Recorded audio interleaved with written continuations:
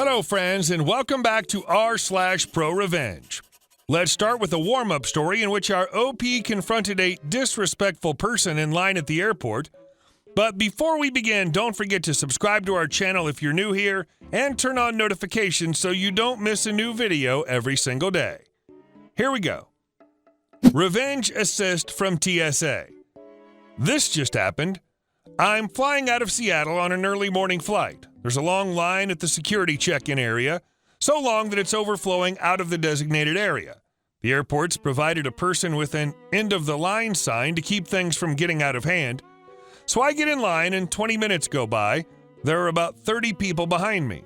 Suddenly, out of nowhere, there's a new person in front of me. Now, I'm not sure about you, but people who cut in line are second to serial killers for me. But maybe he's just mistaken, so I tap him and tell him that the end of the line is way back there. This mofo turns around and says to me, "No, the new line started right here." What the fresh F? The gall, the brazen shamelessness made my teeth gnash, and I can tell that other people in line agree with me. But this is Seattle, so everyone just silently seethes.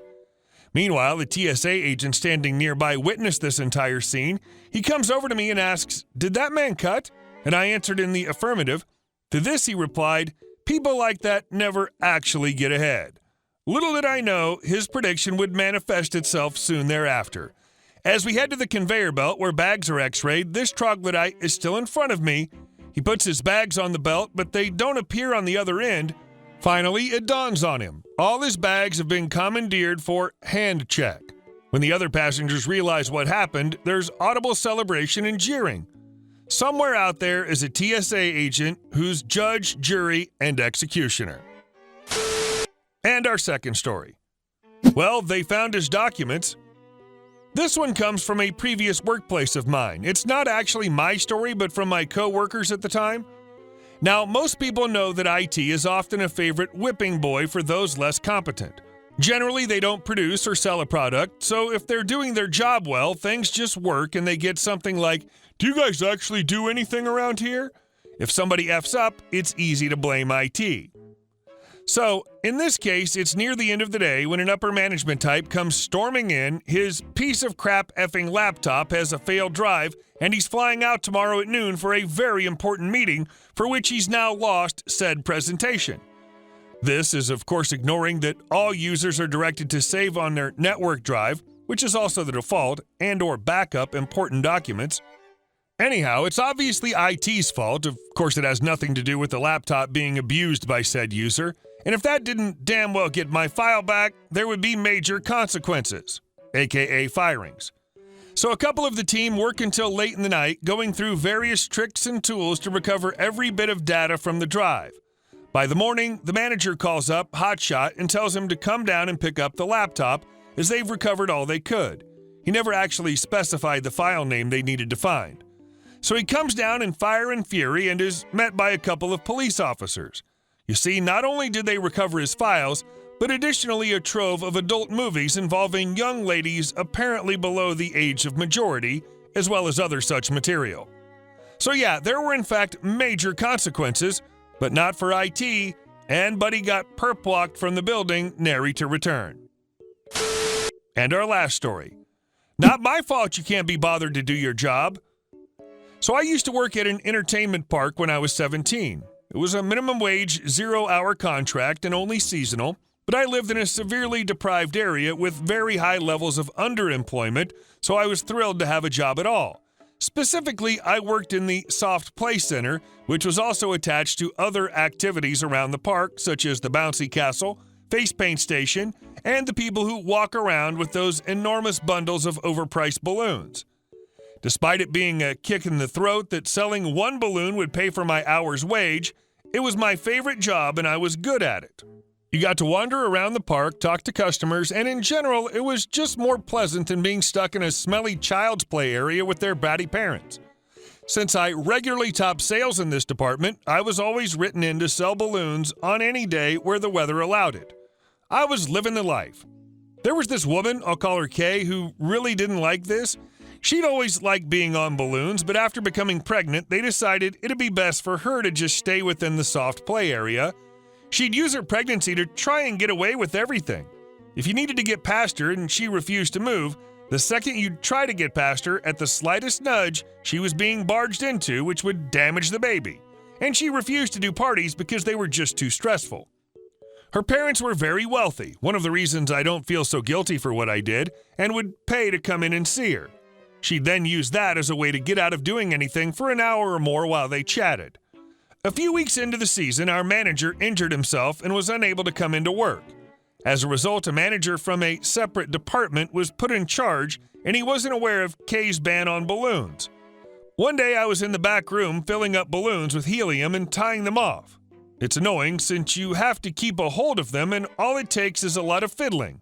Eventually I'd prepared maybe 50 balloons and was getting ready to head out to the park. I knew that it wasn't very busy, so that bundle would probably last me the day and I'd be able to have a nice calm day. Unfortunately, however, before I got to the exit, I was swiftly overtaken by Kay, who ripped the balloons from my hands and ordered me back into the kitchen. I was left stunned and could only trundle back to the soft play area's kitchen, where I was swiftly put to work doing pots. This continued for the next 3 weeks, and I was sick of it, but then it started getting busier. Instead of what a lot of balloons lasting a day, they had to be replenished when stocks ran low. I noticed Kay would never come in to get any more balloons, which seemed odd to me. I brought it up to the substitute manager, who also became concerned. It turns out that she didn't actually like blowing up the balloons, so once she'd sold out, she would just spend the rest of her shift walking around and enjoying the sunshine. She was ordered that the moment she got down to 2 or 3 balloons, she had to come in and get more. I think the only reason she wasn't fired was because she was pregnant. The day after this happened, she burst into the kitchen at about midday and told me to take over balloons before going on her lunch. I gladly agreed, glad to be out of the soft play area, and began to fill up the balloons and tie them off. It was really frustrating and took about 40 minutes, but eventually I was finished and stood back to admire my work. I frowned and told her that she had told me that I would be taking over balloons. She laughed and said that she had just decided she wanted to do it again. It clicked right away that all she wanted was for someone to fill up the balloons for her while she goofed off for a bit. I stormed back to the kitchen, completely pissed off. The manager imminently called me over and asked me where I'd been for the last 40 minutes. I told him I'd been in the back filling up balloons for Kay, which he didn't like as it meant Kay had been skipping work again. He radioed her to ask her if this was true. She of course denied it, and I lost an hour's pay. I was furious with her. I'd spent the last few weeks cooped up in a grimy, disgusting kitchen being yelled at by entitled parents and idiotic kids, while she got to do my job without any of the hard bits. That night I went home seething and covered head to toe in ketchup that a 5-year-old had squirted all over my one company shirt. They were very stingy. Now comes the good bit. The next day she went out on balloons as usual, having got a member of the early morning staff to fill up some balloons for her, and left me in the kitchen. I was ridiculously busy and very hot. I would have given anything to be outdoors on a day like this. Once again at midday, she came in to ask me to take over from balloons, somehow thinking I was dumb enough to make this mistake twice.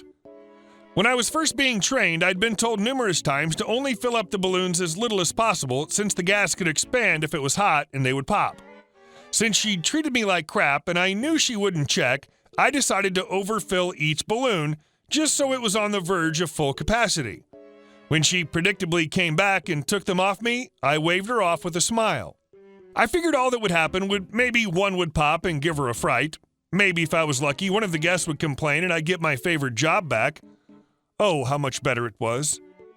A few hours later, we got a call through the park to evacuate. Everyone was ushered out and multiple SWAT teams poured into the park. The country was currently on high terrorist alert, and given that this was a high-risk area, everyone was pretty on edge. All the customers were sent home, and we were glad to hear that since there had been no casualties and no damage had been done at all, it was just a false alarm. Since we had to refund all the customers and the park was cleared for the next few days, the economic impact of this event had been around £300,000, so quite a lot. After an investigation, it turned out that one of Kay's balloons had popped in the heat, causing those around it to pop. These were those enormous foil balloons, and they made quite a noise when they burst. Several members of the public had panicked and called the police, telling them that there had been a bombing. Kay was confronted and asked why she allowed the balloons to be so overfilled. She tried to tell the managers and police that it was me who'd filled them up, but since she'd changed her name on the shift planner so that it said she was on balloons, she couldn't wriggle her way out of it. From what I know, she was promptly fired and charged a significant fine by the police. I knew her parents would be able to support her financially, so it didn't bother me that much that I'd gotten her fired. She really deserved it. A few days later, I went back to selling balloons and my sanity made a dramatic comeback. I never meant for it to happen, but I couldn't have been happier with the result. Hey guys, thank you all for watching the video. I'll see you in the next one.